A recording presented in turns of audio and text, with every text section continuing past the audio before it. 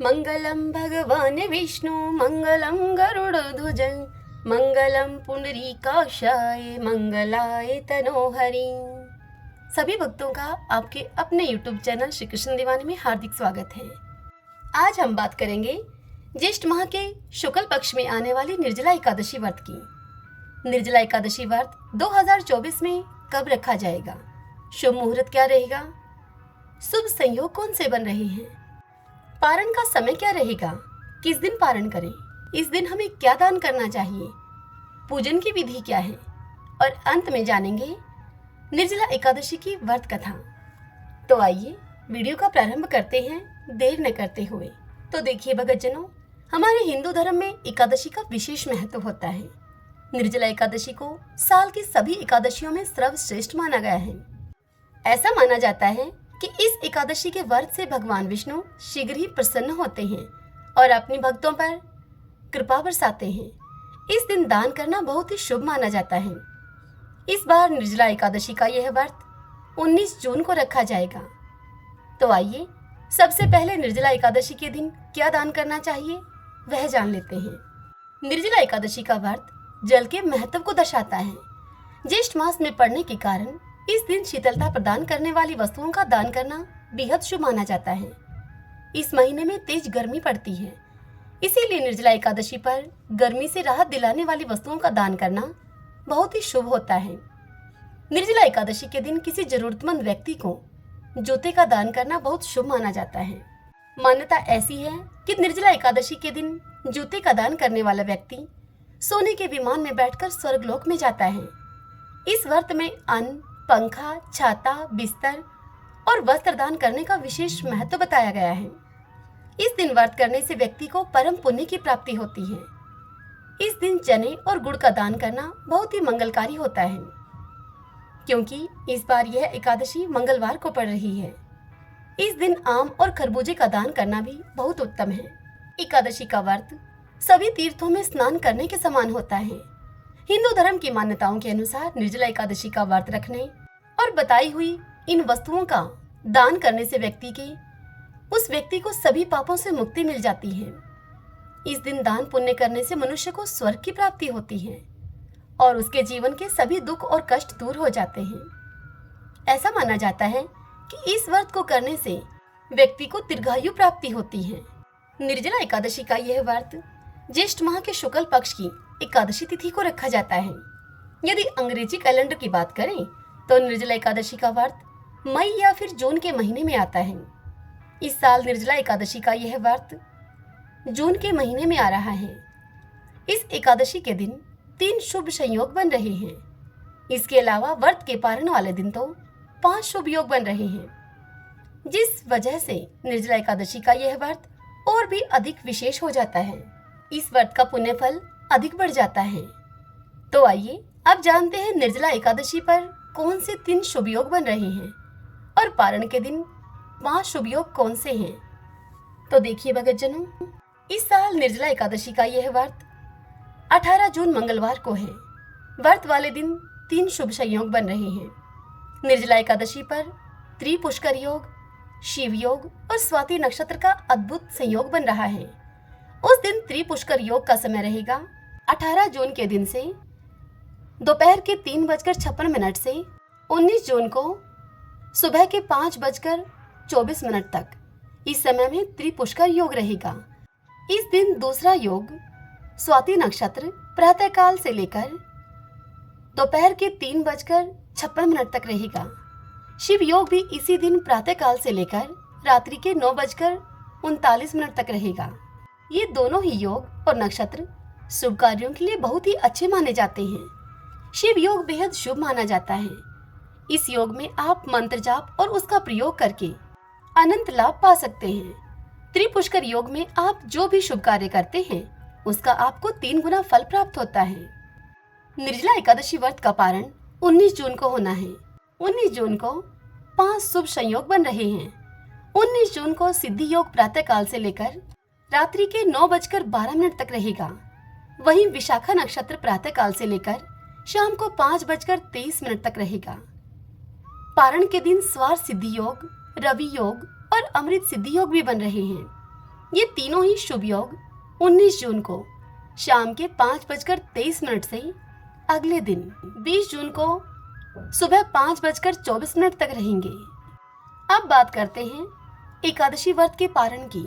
तो देखिए भक्तजनों, ज्येष्ठ माह के शुक्ल पक्ष की इस निर्जला एकादशी की शुरुआत होगी 17 जून को सुबह 4:43 से इस एकादशी तिथि का प्रारंभ हो जाएगा और इस एकादशी तिथि की समाप्ति होगी 18 जून को सुबह 6:24 पर यह एकादशी तिथि समाप्त हो जाएगी।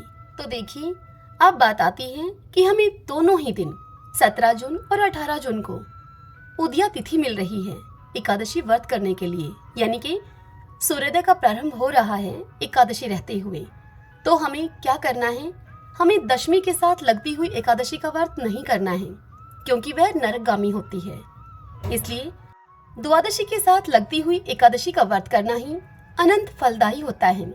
और यह द्वादशी के साथ लगती हुई एकादशी हमें 18 जून को प्राप्त हो रही है, इसलिए हम व्रत करेंगे 18 जून को।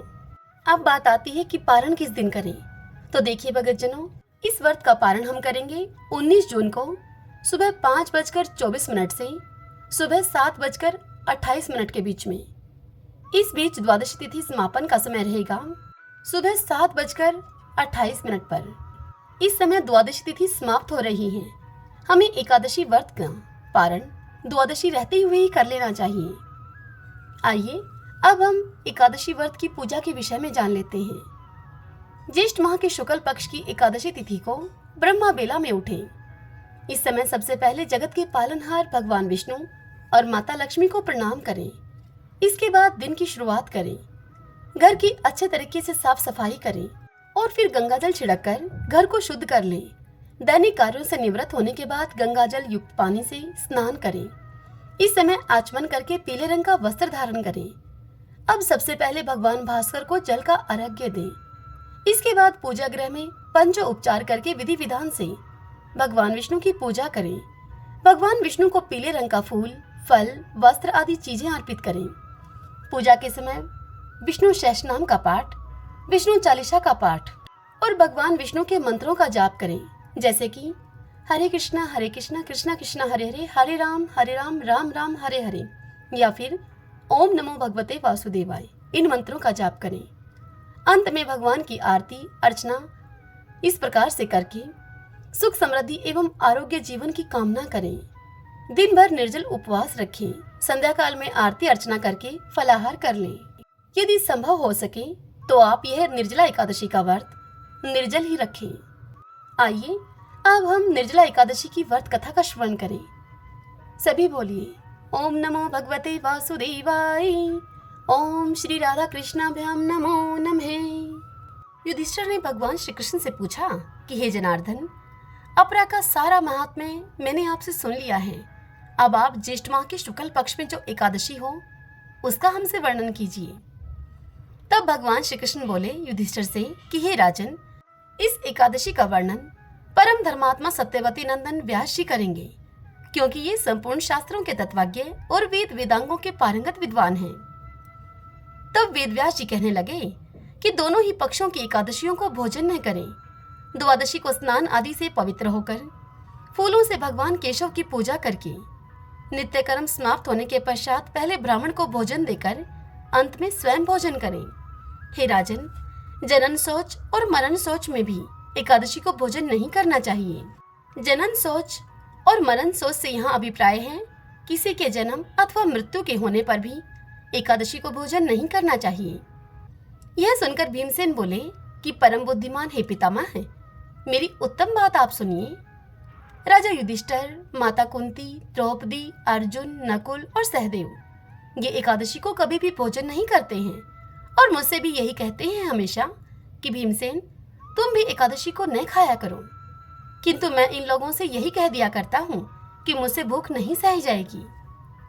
भीमसेन की इस बात को सुनकर व्यास जी ने उनसे कहा कि यदि तुम्हें स्वर्गलोक की प्राप्ति अभीष्ट है और नरक को तुम दूषित समझते हो तो तुम दोनों पक्षों की एकादशी को भोजन न करना। यह सुनकर भीमसेन बोले कि हे महाबुद्धिमान पितामह, मैं आपके सामने सच्ची बात कहता हूँ, एक बार भी भोजन करके मुझसे एकादशी का व्रत नहीं किया जा सकता, फिर उपवास करके तो मैं रह ही कैसे सकता हूँ भला। मेरे उदर में वर्क नामक अग्नि सदा ही प्रज्वलित रहती है, इसलिए जब मैं अधिक खाता हूँ तभी यह अग्नि शांत होती है। इसलिए हे महामुने, मैं वर्ष भर में केवल एक ही उपवास कर सकता हूँ, जिससे कि स्वर्ग की प्राप्ति सुलभ हो तथा जिसके करने से मैं कल्याण का भागी हो सकूं। ऐसा कोई एक व्रत निश्चय करके मुझे बतलाइए, मैं उसका यथोचित रूप से पालन करूंगा। यह सुनकर व्यास जी ने कहा कि हे भीम, ज्येष्ठ माह में सूर्य वृष राशि पर हो या फिर मिथुन राशि पर, शुक्ल पक्ष में जो एकादशी हो उसका तुम यत्न पूर्वक निर्जल व्रत करो।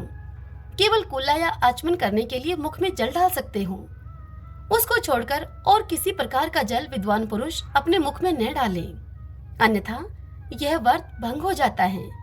एकादशी को सूर्योदय से लेकर दूसरे दिन के सूर्योदय तक मनुष्य जल का त्याग करे तो यह व्रत पूर्ण होता है।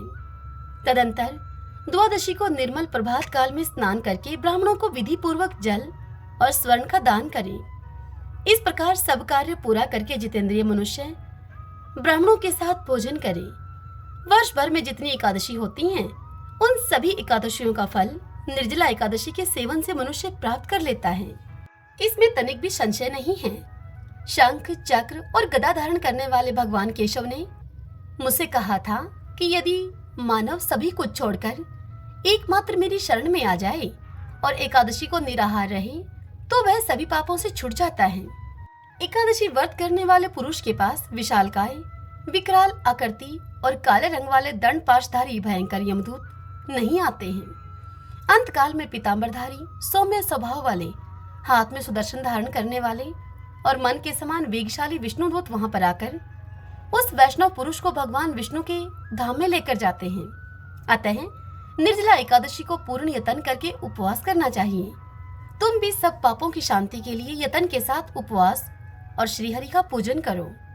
स्त्री हो या फिर पुरुष, यदि उसने मेरु पर्वत के बराबर भी महान पाप किया हो तो वह सब एकादशी के प्रभाव से भस्म हो जाता है। जो मनुष्य उस दिन जल के नियम का पालन करता है वह पुण्य का भागी होता है। उसे एक एक पैर में कोटि कोटि स्वर्ण मुद्रा दान करने का फल प्राप्त होता है, ऐसा सुना जाता है। मनुष्य निर्जला एकादशी के दिन स्नान, दान, जप, होम आदि जो कुछ भी करता है वह सब अक्षय होता है। यह भगवान श्री कृष्ण का कथन है। निर्जला एकादशी को विधि पूर्वक उत्तम रीति से उपवास करके मानव विष्णु पद को प्राप्त कर लेता है।